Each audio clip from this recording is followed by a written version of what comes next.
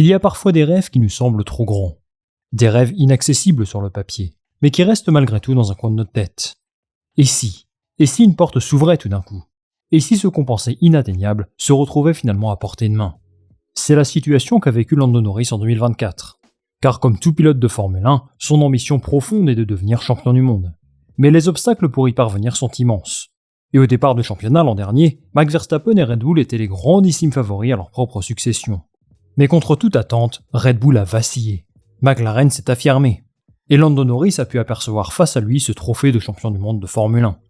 Le rêve impossible d'aller battre le monstre Max Verstappen devenait tout à coup une ambition assumée, comme il le déclarait à l'issue d'un Grand Prix de Singapour, dominé de bout en bout. Cependant, Lando Norris a échoué. En cumulant seulement 4 victoires et 13 podiums, contre 9 victoires et 14 podiums pour Max Verstappen, son bilan statistique était tout simplement insuffisant pour espérer l'emporter. Mais au-delà de l'aspect comptable, Lando Norris et Max Verstappen nous ont laissé en 2024 deux impressions bien distinctes. Il y avait d'un côté Verstappen, symbole de résilience et de combativité, dans un contexte Red Bull si compliqué. En deuxième partie de saison, il a réussi à faire des miracles avec cette monoplace. Et de l'autre côté, il y a Lando Norris, un pilote qui a su tirer le meilleur de la voiture la plus compétitive de la grille en deuxième partie d'année. Il a remporté des courses, il a été impressionnant en qualification, mais il n'a pas réussi à battre Max Verstappen. Lui est un pilote complet, qui sait trouver les petits détails qui lui permettront d'optimiser le résultat final. Ça passe parfois par des manœuvres osées, peut-être trop osées à certains moments, mais aussi une compréhension parfaite des règlements sportifs et techniques, une capacité à comprendre ce qu'il faut mettre en place pour que sa voiture marche mieux. Tout ça, c'est ce qui a permis à Max Verstappen de sauver sa deuxième partie de saison, et in fine, de devenir champion du monde pour une 4e fois. Et malheureusement pour Lando Norris, sa saison est mise en opposition face à ça, et il n'est évidemment pas à son avantage. Mais 2024, c'est terminé. Désormais, un nouveau championnat se profile, et tous les pilotes estiment que nous allons assister à l'une des saisons les plus disputées de l'histoire du sport. Alors c'est possible que ce ne soit pas le cas. Il peut y avoir des surprises. Par exemple l'an dernier, personne ne s'attendait à ce que Red Bull termine 3e du championnat. Mais une chose est certaine, Lando Norris sera attendu au tournant. Dans ce contexte, et alors que McLaren vient de terminer champion constructeur, il est fondamentalement l'un des favoris pour le titre. Et aujourd'hui, dans cette vidéo, on va identifier ensemble les défis qui l'attendent cette année, et comprendre si oui ou non, il est dans les bonnes dispositions pour succéder à Max Verstappen. J'aimerais d'abord clarifier certaines choses par rapport à la saison 2024 de Lando Norris. Je ne sais pas ce que vous en pensez, et n'hésitez pas à me le dire si vous n'êtes pas d'accord avec moi. Mais il me semble que Norris souffre un petit peu d'un délit de sale gueule, notamment sur les réseaux sociaux et dans certaines presses nationales. Et ce n'est qu'un ressenti personnel, mais je trouve qu'il subit pas mal de critiques négatives assez sévères. Et au contraire, lorsque je lis la presse anglophone, britannique principalement, il y a une sorte d'effet inversé. Il y a une communication poussée autour de la rivalité Norris-Verstappen, et peut-être une mise en avant un peu trop extrême des accomplissements de Norris. Alors je ne vous apprends rien, il est coutume que la presse nationale valorise les performances de ses ressortissants, rien de plus normal. Mais à titre personnel, ça me donne l'impression qu'il n'y a pas de juste milieu en ce qui concerne l'appréciation de ce pilote. Lando Norris sera à mes yeux d'une saison 2024 très aboutie. C'est le 2e pilote avec le plus de victoires, le plus de podiums, et il est à égalité avec Verstappen en ce qui concerne les pole positions. Il en totalise 8 quand même. À titre de comparaison, son coéquipier en compte 0, et il a marqué 82 points de plus que lui. Il a été le pilote le plus solide de l'équipe, largement, et il a participé très activement à la conquête du titre constructeur de McLaren, un honneur pas obtenu depuis 1998. Même s'il n'est pas devenu champion du monde l'an dernier, Norris fait donc déjà partie des pilotes emblématiques de l'écurie. Décrocher un titre comme celui-ci n'est certainement pas un accomplissement à minimiser. Certes, ce n'est pas le plus prestigieux, mais pour l'obtenir, il faut une équipe très compétitive, et au moins un pilote capable de faire fructifier les efforts en coulisses. Lando Norris a été ce pilote-là, en partie. Car au contraire d'autres écuries, McLaren a pu compter sur un duo très efficace. Même s'il a été globalement inférieur à Norris, Piastri a été un très bon lieutenant. Tellement bon que McLaren a beaucoup tardé avant de favoriser Lando Norris, alors qu'il était pourtant le seul capable de revenir sur Max Verstappen. Vous parler de ça me permet de faire une transition sur les points d'amélioration de Norris cette saison. Et vous allez voir que tout n'est pas entre ses mains. Car la première chose qui lui a fait du tort en 2024, c'est certainement les stratégies hasardeuses de son équipe. Rappelons que McLaren a mis en place ce qu'ils appellent eux-mêmes les règles papaya. Ce bon vieux Nico Rosberg, qui travaille pour Sky Sports de temps en temps, a demandé à Zak Brown en quoi ça consistait, à l'issue du Grand Prix de Monza. Ça se résume en quelques mots. Roule dur, roule propre, et surtout ne touche pas à ton coéquipier. En clair, les deux coéquipiers ont la possibilité de s'attaquer l'un et l'autre, du moment que ça reste fair play, et dans les limites du règlement. Ce qu'il faut dire, c'est que ces déclarations interviennent après un dépassement très osé de Piastri sur Norris. Le dépassement est beau, pour nous spectateurs, mais Lando Norris n'a pas franchement apprécié. Il estime que son coéquipier a tenté une manœuvre trop dangereuse, qui aurait pu mettre fin à leur course à tous les deux. Évidemment, en tant qu'observateur, je pense que nous sommes tous contents de voir ce genre de manœuvre en F1, sauf peut-être les fans de Norris. Mais là où les règles papaya sont perfectibles à mon avis, c'est davantage par rapport à la hiérarchie des deux pilotes. À Monza, c'est Charles Leclerc qui s'est imposé, bien aidé par les choix stratégiques de McLaren quelque peu défaillants.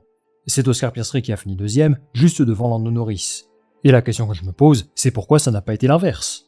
À ce moment-là de la saison, Max Verstappen est en plein doute. Il n'a pas gagné de Grand Prix depuis plus de 2 mois, et il a terminé cette course à une anonyme 6ème place. Norris est deuxième du championnat, à 60 points de Verstappen, ce qui est un écart conséquent, mais pas forcément impossible à rattraper au vu de la dynamique de deux équipes. Bien sûr, il faut prendre en considération le mérite dans cette analyse. Si Oscar Piastri fait la meilleure course, je comprends qu'il termine devant Norris. Mais le rôle d'une écurie n'est-elle pas de ne pas faire dans les sentiments, et de privilégier le pilote qui a encore des chances de remporter le titre? Et honnêtement, ça n'aurait pas changé grand-chose que Piastri finisse 3ème. Alors certes, il y a des égos et une dynamique à gérer. Inverser les positions, à ce moment-là de la saison, ça aurait pu avoir des conséquences sur la synergie de l'équipe. C'est un équilibre difficile à trouver, je l'entends parfaitement. Et McLaren a sans doute pensé que c'était la meilleure chose à faire pour décrocher le championnat constructeur à l'issue de la saison. Mais en se comportant de cette façon, ils m'ont donné la sensation d'être une écurie pas encore prête à 100% à se battre pour le titre pilote. Autre exemple, la victoire d'Oscar Piastri en Hongrie. Il a mené une grande partie de la course. Il s'est retrouvé deuxième à cause de la stratégie de son équipe. Et Lando Norris l'a laissé passer juste à la fin, sur les ordres de son ingénieur. Jamais, je dis bien jamais, ces situations ne seraient arrivées chez Red Bull ou Mercedes à l'époque. On peut saluer leur esprit d'équipe, le fait que c'est peut-être ce genre d'attitude qui leur donne un championnat constructeur à la fin. Mais ça me semble être une lacune structurelle, qu'il leur faudra combler d'une manière ou d'une autre en 2025. Deuxième chose à améliorer pour Lando Norris, son niveau global, tout simplement.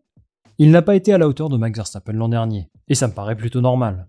C'était la première fois qu'il se retrouvait dans une telle position. Il n'était pas préparé à se battre pour le championnat. Et certains diront même qu'il n'a jamais vraiment été une vraie menace pour Max Verstappen.